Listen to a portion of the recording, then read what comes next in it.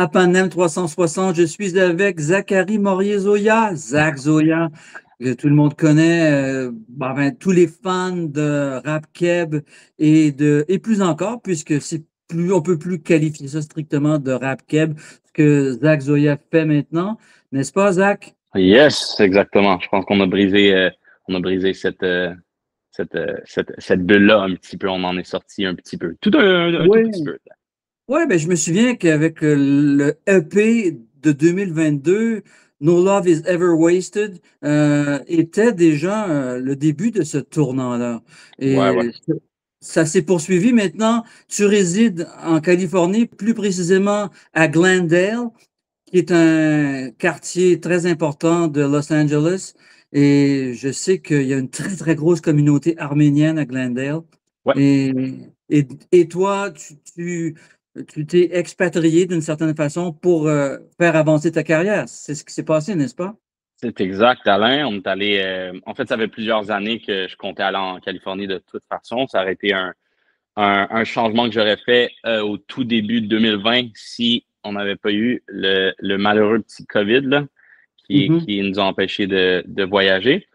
Donc, je me disais que c'était le temps d'aller un peu défricher à l'extérieur du Canada, dans le monde anglo en général. J'ai voyagé un peu dans Toronto, dans l'Ouest canadien, mais bien sûr, la prochaine étape, c'est les États-Unis. Donc, j'y suis en ce moment. Puis, on développe, on développe, on développe. Donc, ça fait un bon moment, plusieurs mois maintenant que tu es là. Et si ce titre, It's Always Sunny in Glendale, s'appelle comme ça, c'est parce que tu y es. Est-ce que Ouais. c'est si ensoleillé ou c'est peut-être un peu difficile parfois?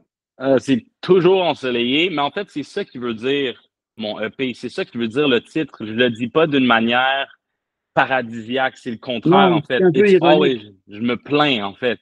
C'est It's une ironie, en fait. always. Ouais, c'est ironique. C'est toujours. C'est vraiment. C'est limite cauchemardesque qu'il fasse toujours beau. Il y a vraiment quelque chose que j'avais pris pour acquis dans le cycle des saisons. Vraiment, Montréal, c'est vraiment très spécial parce qu'on a 4 saisons radicalement. Notre été, il est chaud, chaud, chaud. C'est la jungle ici. C'est très humide, c'est très vert, c'est lush. On a l'automne comme on voit dans les photos, on a l'hiver comme Noël, puis on a le printemps avec les fleurs et tout. On a vraiment 4 vraies saisons. C'est pas vrai pour beaucoup de places. Je dirais la majorité du monde. Genre, il y a beaucoup de places où il pleut à l'année, où il fait beau, beau, beau à l'année, où il y a saison de pluie, saison sèche. Nous, c'est vraiment. Donc, ouais, it's always sunny in Glendale, littéralement. Oui, et donc tu t'en plains d'une certaine façon, non seulement parce que les 4 saisons te manquent, mais aussi parce que c'est une jungle aussi d'essayer de s'imposer par là. Ah oui, 100%. Un constant travail. C'est quoi l'expression? A big fish in a small pond, a small fish in a big pond. Exactement. Donc, tous les petits poissons de ce monde, tous les gros poissons dans leur petit pond sont allés à LA, qui est la gros pond, pour aller avec les big fish, you know? Donc, il y a beaucoup de gens tout le monde est beau, tout le monde est bon, tout le monde est super talentueux, tout le monde veut beaucoup, peut-être un peu trop des fois ou pour les mauvaises raisons. Il faut vraiment savoir naviguer ça d'une manière saine. Il faut rester sur ses principes, pour rester sur beaucoup de ces trucs. Donc, c'est pas faux ce qu'on dit de LA. L'image qu'on se fait de LA est pas totalement fausse. C'est l'industrie, c'est Hollywood, c'est tout. C'est le rêve, right? Donc, ouais, c'est quand même très challengeant, mais c'est la prochaine étape, je pense, pour n'importe quel artiste. Je pense que ça peut être nécessaire, même si c'est juste pour se dire qu'on n'aime pas ça. Je pense que c'est important d'aller voir ça ressemble à quoi en Californie ou ça ressemble à quoi aux États-Unis en général. Los Angeles très particulièrement, c'est un peu la mecque de la musique, surtout en ce moment. Ouais, c'est ça. Fait qu'on on découvre. Oui, ça t'a fait évoluer. Bon, il y avait le EP de 2022, No Love is Ever Wasted, comme je l'ai mentionné tantôt. Depuis ce temps-là, tu as fait un bon bout de chemin dans ce hybride entre hip-hop, R&B et pop. Mhm, Qu'est-ce que tu as mhm. appris là-bas? Qu'est-ce qui a évolué? Qu'est-ce qui a changé? Et comment on le retrouve dans les 7 titres du nouvel EP? Je pense que, premièrement, je me suis vraiment attablé. J'ai passé beaucoup plus de temps à mes formules de texte. J'essaie d'être beaucoup plus cohesive, que ça se tienne mieux tous ensemble. Avant, j'avais l'habitude on me dit toujours que je suis très versatile, que je peux faire beaucoup de styles, donc j'avais tendance à regrouper du rap et du R&B et du pop dans un même album vraiment radicalement différent. Donc, une chanson qui est faite pour des mosh pits, il y a des chansons qui sont faites pour des ballades un peu tranquilles et romantiques, puis il y a des pop, quasiment pour la radio plus. Là, j'essaie d'avoir une idée un peu plus que les chansons se tiennent un peu mieux ensemble, que ce soit un peu plus cohésif, que ce soit le même univers dans un projet. Celui-là, c'est vraiment très particulièrement, je me concentre à ce que mon écriture soit mieux. Je pense que je deviens beaucoup meilleur à ce que les histoires que je lis dans mes textes se tiennent. Aussi, j'ai collaboré beaucoup avec mes bons amis Soran, Coco Love, Yuki Dreams Again, des artistes montréalais avec qui j'ai vraiment fait tout l'album, en fait. Et c'est des musiciens incroyables avec qui je pense que je retrouve un son un peu plus organique. C'est des vrais instruments pour la majorité. J'essayais de m'éloigner un peu des instruments d'ordi, comme je dis, qui n'est pas une mauvaise chose d'ailleurs. J'adore la musique. C'est même pas de la musique électronique, mais tout ce qui sort de l'ordinateur, je trouve que c'est magnifique. Mais je pense que surtout en ce moment, dans le monde de la technologie, je pense que je sens culturellement un retour vers ce qui sonne vrai pour un lack of a better term, tout ce qui est organique, la vraie guitare, le vrai drum, et sans séquence, sans truc qui est pris sur Splice. C'est vraiment sur ça que je me suis concentré. Puis ouais, j'aime le résultat. Et donc, tu as travaillé surtout avec des artistes de Montréal alors que tu es en Californie pour faire évoluer ta carrière. Exact. Pourquoi avoir gardé ton noyau créatif montréalais et en même temps faire avancer ta carrière sur la côte ouest? Ouais, ben c'est à cause. Parce que sinon, ça sert à quoi la musique? C'est un peu ça que je me dis. Genre, ça sert à quoi de. Tu veux pas aller à LA pour faire de la musique avec tous les gens de LA puis pas faire de la musique? Ce qui est cool de LA, c'est que tout le monde de tout plein de coins différents viennent puis amènent leur propre sauce, amènent leur goût, amènent leurs influences très particulières que des fois, tu t'oublies un peu que tu as des influences très différentes des gens autour de toi. Donc, si je m'en vais à LA puis je me mêle un peu, ben ça dilue en fait la particularité ou ce qu'il y a de spécial au son de Montréal, au son anglo de Montréal. Tu sais, il faut un peu sortir de sa bulle pour vraiment bien comprendre c'est quoi les influences qu'on a. Puis là, je le ressens de plus en plus. Je trouve que ça fait en sorte que ma musique se démarque, en fait, dans une place comme LA. Ça sonne différent parce que, justement, c'est influencé d'un weird mix de des gars de Montréal qui ont comme peut-être une impression éloignée de ce que eux, ce qui est au goût du jour là-bas. Tu sais. Il y a moyen d'aller à LA et d'un peu faire la même affaire que tout le monde parce que c'est ça que tout le monde fait. Je pense que ça serait plate. Donc, ouais. Non. Je pense que j'ai toujours essayé de travailler avec des artistes de Montréal le plus possible. C'est aussi mon cercle. C'est mes meilleurs amis. Avec eux, je chill tous les jours. Tu sais, c'est naturel pour moi de faire la musique avec eux. Oui, je comprends très bien. Maintenant, donc, je comprends aussi que c'est plus d'un point de vue professionnel de créer des contacts, de trouver des occasions de jouer, des contrats, des façons de mieux diffuser ta musique que tu es là. 1000%, 100%. C'est vraiment plus pour c'est pas en quête. En fait, oui, c'est en quête artistique et pour perfectionner mon son ou me sortir un peu de ma boîte, mais en même temps, c'est majoritairement pour le réseau de contact, pour rencontrer des nouvelles personnes, plus du côté de l'industrie que d'autres choses. Un truc qu'on n'a malheureusement pas au Québec, ou en fait, on a la malheureuse tendance d'être un peu fermé au Québec de par les forces du marché, de par vraiment la barrière qu'on sent entre le côté francophone et anglophone de l'industrie québécoise. On est vraiment une île dans un océan d'anglais. On est aussi une île très particulière. Même avec la France, on est très radicalement différent. Donc, il y a vraiment, on le sent là, avec les gens de l'industrie, tout ce qui est médias, tout ce qui est marketing, tout le monde de l'industrie.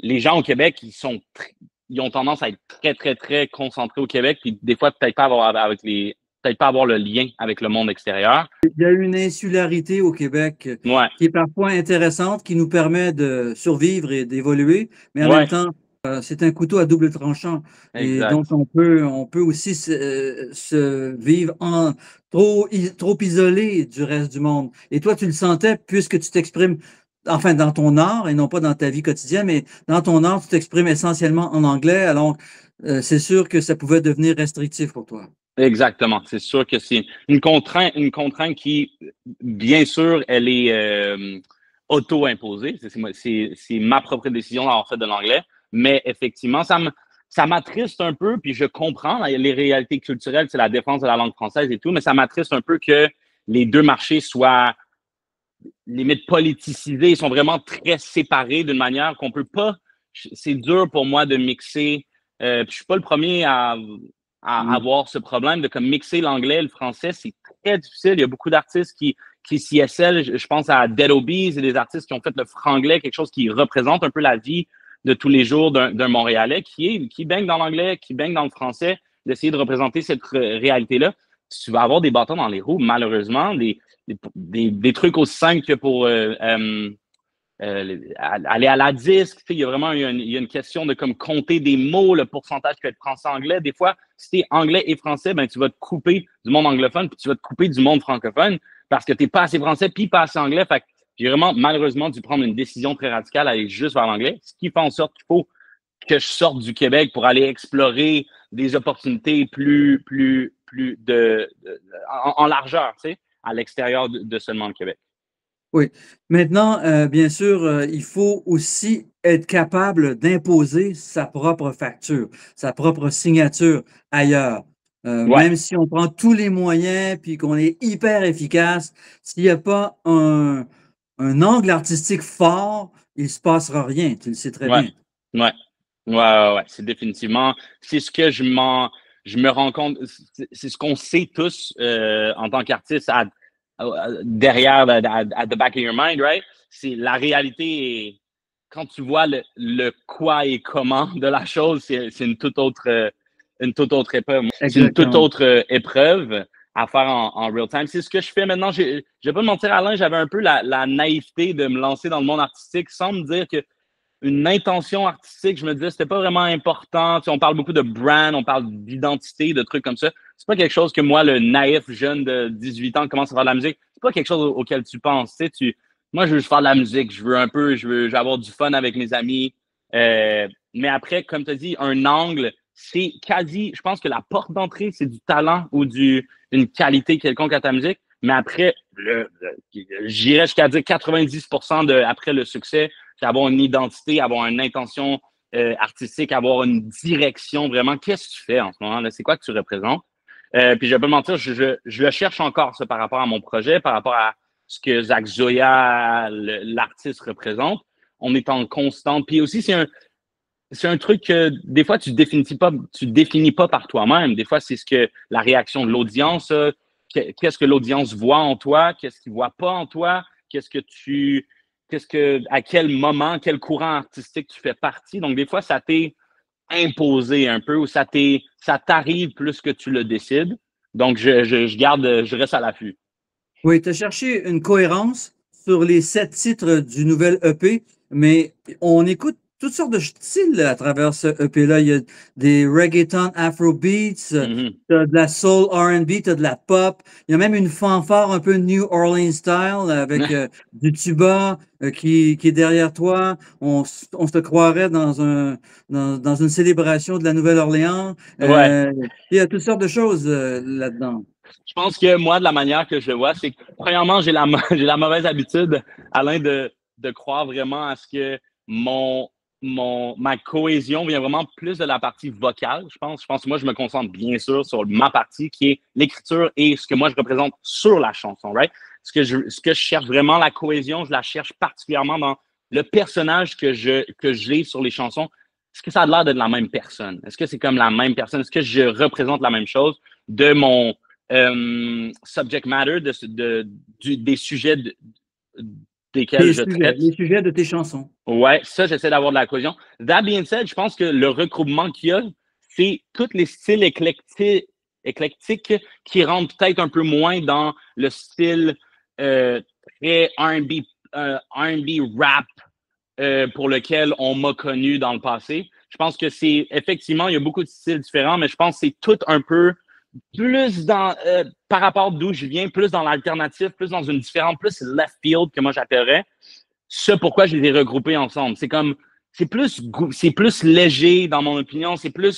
Pense plus aux émotions plus qu'au genre musical. Je pense que ça, c'est un autre truc qui est un symptôme de la scène le climat en ce moment, je pense que c'est moins important d'avoir une niche particulière. On vend plus des CD, on n'est plus avec une boîte qui a juste besoin de nous, c'est juste du rock. Nous, c'est juste, seulement on est sur les médias sociaux, on est sur Spotify et compagnie. Les gens qui aiment, ils vont trouver cette musique-là. Tu n'as pas besoin de rester dans un genre, ce qui me permet un peu d'aller dans n'importe quelle direction, de faire la mosaïque de style dans laquelle je fais un peu. Puis c'est un peu Oui, ça reste une mosaïque ce que je fais.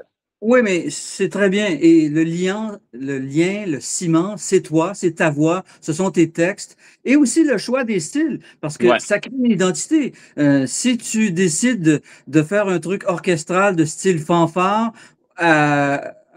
auquel tu joins un reggaeton afrobeat, et Mhm. après ça, tu as de la pure pop, puis après ça, tu as du R&B, puis après ça, tu as du hip-hop. Il n'y a Mhm. aucun problème. Ce qui est Mhm. important, c'est qu'on sente que ça vient de la même personne. Exact, exact. Ce que je travaille très fort à faire de mieux en mieux. Je pense que des fois, il y a malheureusement, en faisant beaucoup de ces styles-là, c'est super cool, mais des fois, tu peux perdre des gens. Il y a des gens qui vont vraiment aimer un style particulier, puis que l'autre extrême, ils vont pas l'aimer autant. Ce qui, dans l'art, la question se pose, est-ce que c'est important d'écouter le public ou est-ce qu'il faut absolument pas écouter le public? Je pense que tout le monde est sur un spectre de est-ce que je suis un artiste radical qui fait vraiment ce que j'ai dans le fin fond du cœur ou est-ce que je suis un artiste très pop dans son approche de comme, OK, qu'est-ce que le public veut en ce moment? C'est quoi qui marche? Qu'est-ce qui marche pas? C'est quoi le goût du jour?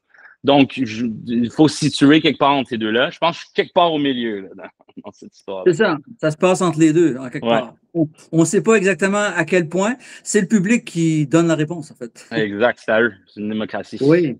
Et le public va te répondre ce 1er novembre au Osgang Plaza, puisque tu présentes ta nouvelle matière. Comment la présentes-tu? Avec qui te produis-tu sur scène? Seul, avec un DJ, avec un band? Comment ça se passe? Yes, donc j'ai les Eclectic Group, qui est le band avec qui je travaille depuis plusieurs années maintenant. Ah oui. Fait que c'est un show en full band. Vous êtes tous les bienvenus d'ailleurs. The more, the better. Ouais, non, c'est un show totalement en band. Tout le show va être en band avec quelques morceaux qui vont être en DJ, mes morceaux un peu là, quand on va dans mes plus vieux titres. Pour la nostalgie et tout, ceux-là, je vais les faire comme il avait été produit en DJ et tout. Mais c'est un full band set. On est un groupe de 5 sur le stage, puis on va chanter, on va danser, on va faire tout ce en espérant que les gens dansent et chantent avec nous, you know? Super. Alors, tous les usagers, les usagères de Pan M360 qui aiment Zach Zoya, qui aiment ton mélange, ils seront probablement ce soir, ce vendredi 1er novembre à Osgang Plaza. Merci Yes. beaucoup. Merci énormément, Alain. À la Je t'en prochaine. prie. À la prochaine et bonne continuation. Yes.